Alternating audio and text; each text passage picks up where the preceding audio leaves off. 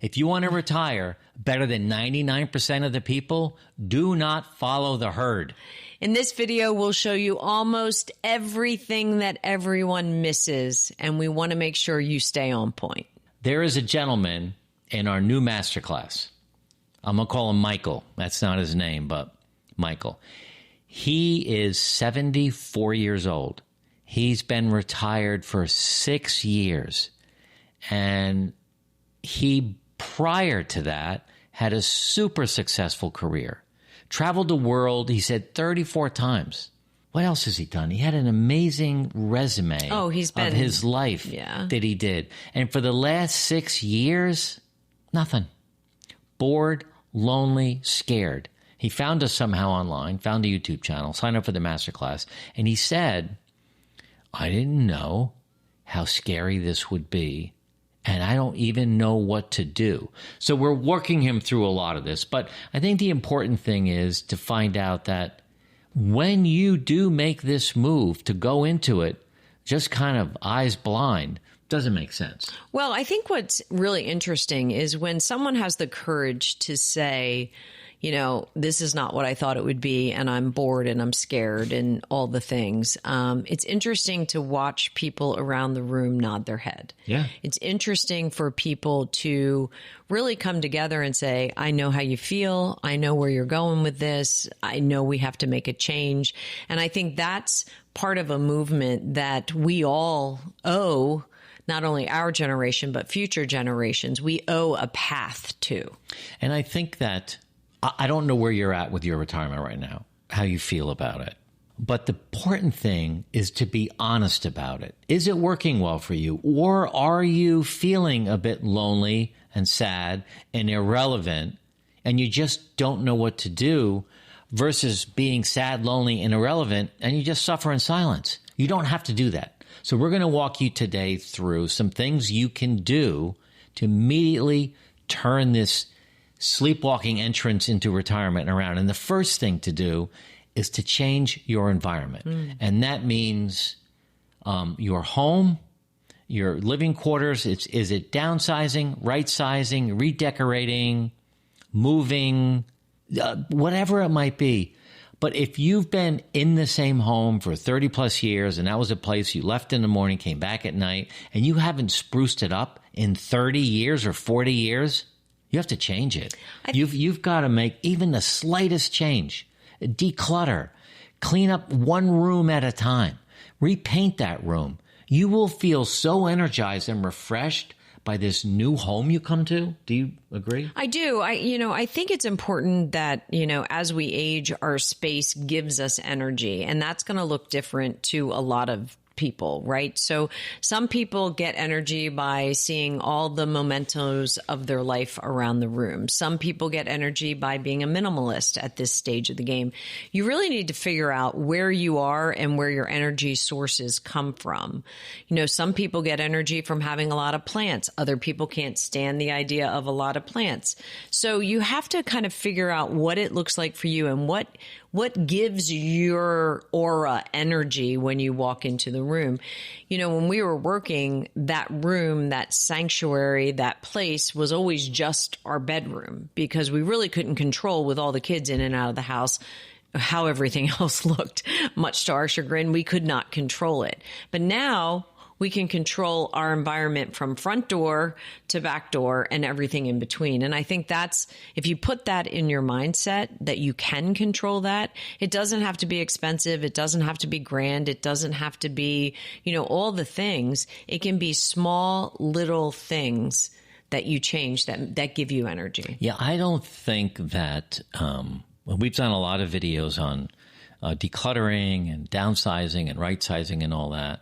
But I honestly think it's not going to cost you a ton of money to go pick one room in your house, the guest bedroom.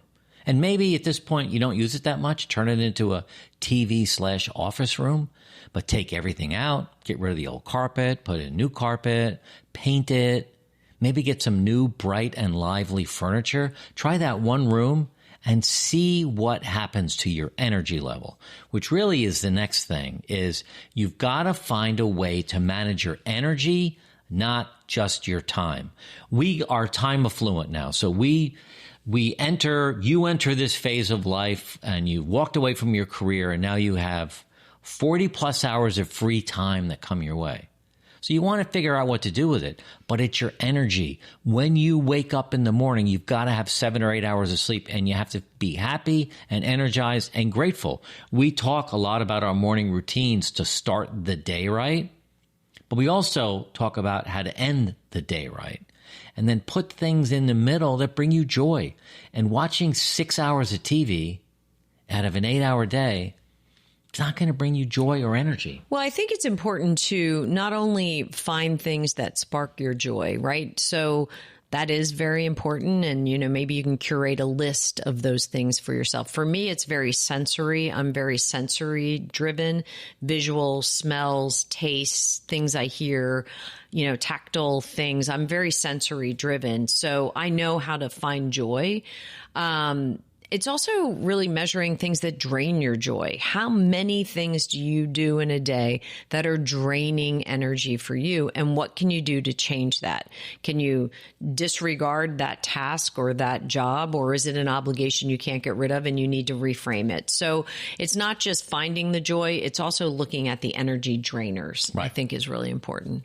All right. The third thing to do is to build some kind of goals into your life. And I would call it build a growth goal.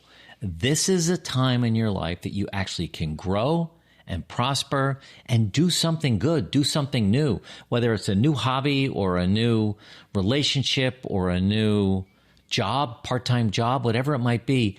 This is a time when, sure, your career ended, but that doesn't mean you can't start something new that's exciting and brings you some joy and passion and a reason to get up in the morning. I always go back to a story of a woman that we coached, a solo retiree, which, we don't have a lot of knowledge or experience in. And so she was really helpful to us to understand the quest and the plight of a solo retiree. And she and a bunch of her girlfriends, 4 of them, decided that they were going to do something new every week. And whether they did it together or not, it was a list of 52 items at the end of a year that they did different. So maybe it was reading a book outside of a genre that they typically read. Maybe it was eating food. They didn't typically eat, let's say, Indian food. So they went out to an Indian food restaurant one week. One of them was a big hiker and she hiked the same trail all the time. They decided to take another trail, hiking. They were all beach vacationers and they decided to do a European historical vacation where they learned about different things that happened in Europe over the years. So they went through and they actually did 52 different things in a year. And I just thought that was so incredibly, it was just courageous and it was creative and, it was silly at times and it was dramatic at times. And I really respected that. So to wake up from this sleepwalk retirement that you walked into, set a growth goal, start a new language, read a new genre of books, start to play golf. This will all energize your body and your mind to keep you sharp. Now, the first link below is 6 steps to kickstart your retirement. It is by far one of our best free downloads that really gives you an amazing way to check in on yourself, like how are you doing in this sleepwalking retirement that you're in? Where are you at? And then you pick one thing and build some momentum around it. 6 steps to kickstart your retirement. Download that now. So the next one is, practicing this idea of solo time. Some, not too much solo time. I had a difficult time with this when we first transitioned into retirement because I would always go from in the morning getting the kids up and ready for school and lunches packed and breakfast out and soccer uniforms lined up and, the whole 9 yards, get everybody off to school, go about my busy day at work, grocery shop, come home, cook for everybody, log back in, check my email, go to bed. Not a lot of Jody time. And when I was faced with some solo time, I didn't know what to do with it. I personally turned to scripture and joined a Bible study group. And I found that that was a good way for me to learn and grow, but also have quiet time as I was working through the scripture. And that led to different other types of solo time. You know, I practice yoga 90 minutes a day, and that was just me versus the mat. It wasn't me in a Peloton class versus everybody around me. It wasn't me in a functional fitness class, you know, communicating. It was quiet solo time in active motion. I think that's the important thing I wanted to bring up is that solo time isn't sitting in a chair looking out the window. Although if you want to meditate or something, that's great. But it's structured solo time. So that means me riding my bicycle, you doing yoga, us going to the gym and work out in separate areas, put some headphones in, and we're by ourselves. But you have to be careful, especially men, that you don't want to end up all solo time and now you're lonely and you don't have friends, you don't have someone to talk to. So you have to balance that out. But frankly, for me, solo time, if I'm with a good friend, I think that's solo time because we're having a great conversation where I can be vulnerable, I can be truthful. I don't have to worry about talking about something going in my life that I'll be embarrassed because we have such a great friendship. So I think that might fit into that bucket as well. All right, another thing to do is, you know, some people don't want to do a big vacation or they do one big vacation a year. Do some mini vacations.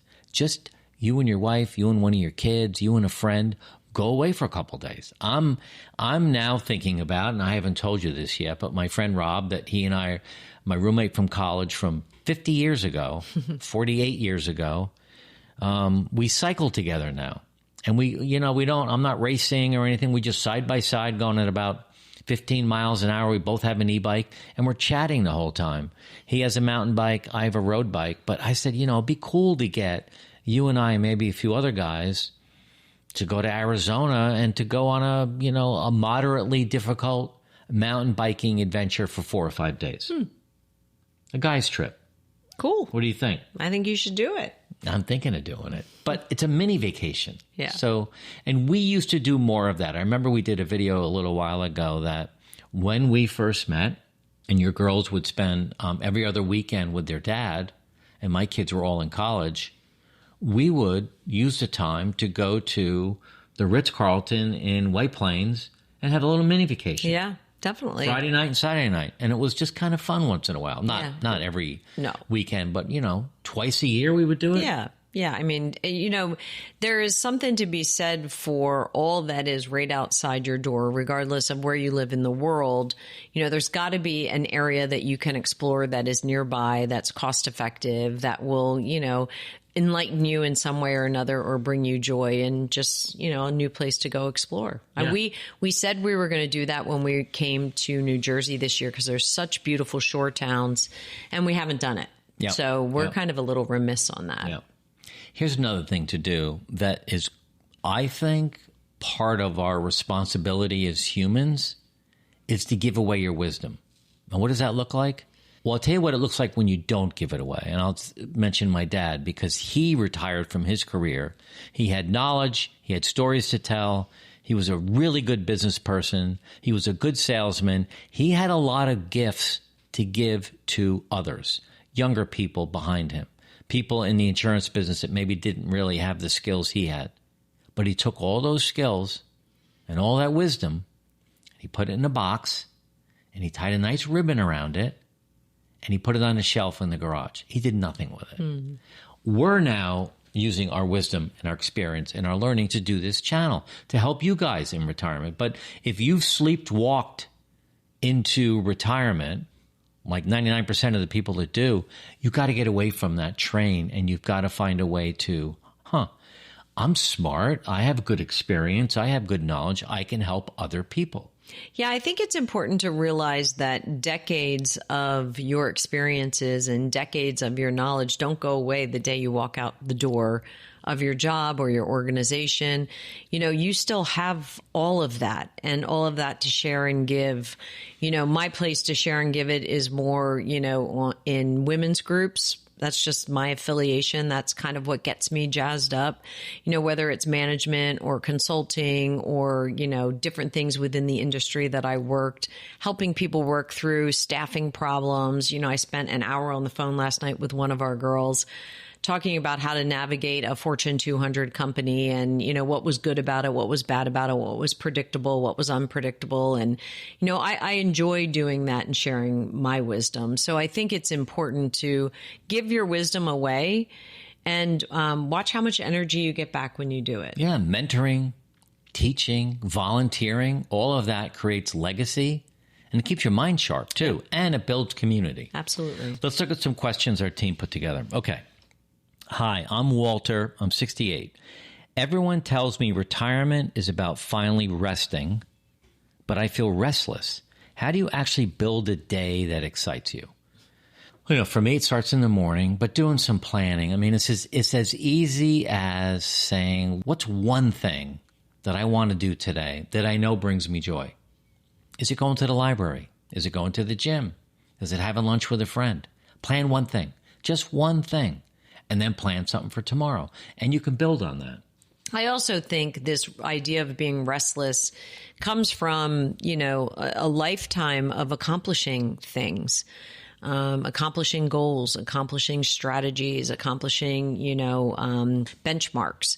So if you're a benchmark goal strategy person, you have to find a way to bring that into your retirement, whether it's measuring your health and wellness through, different trends and reports, whether it's measuring your, hydration and your water intake, whether it's measuring, the number of friends you have, the number of friends you get to see in a month, whatever it is. I'm a measurement person. So I need to have measurements that actually show me that I'm accomplishing things. That eases my restlessness. I like that. Hi, I'm Greg. I'm 70. My work friends have disappeared and I'm spending too much time alone. How do you make new connections at this stage of life? He's going to get two different perspectives. There are so many places where you can find new friends. First thing that needs to happen is you have to have the desire and you have to have the courage, because they go hand in hand. Without desire, it's not going to happen. Without courage, you're going to be embarrassed to do that. There are men's group in every community. There are church groups. There's the YMCA. Join a gym where there's a class. You would be so surprised at how many people are in the same boat that you're in, and they don't know what to do either. Right. So having the courage to go up to someone. I walked up to a guy in a gym today. I'm looking at him. I don't know how old he was, but he's older than me, and he's doing his lifts, and he's doing this. He's got earphones in, and he's counting out loud. 1, 2, 3. I'm like, you know what? So he gets up. He goes to a machine. I tap him on the shoulder. I said, hey, excuse me. You're crushing it today. I think it's amazing what you're doing. He's like, oh, my God. No one ever talks to me in the gym. I said, well, I'm admiring you. Do you mind telling me how old you are? He said, not at all. I'm 78 years old. I said, well, I'm 68, and I have this vision to be physically independent at the age of 90. He said, me too. I said, what's your name? Mark. Okay. That was it.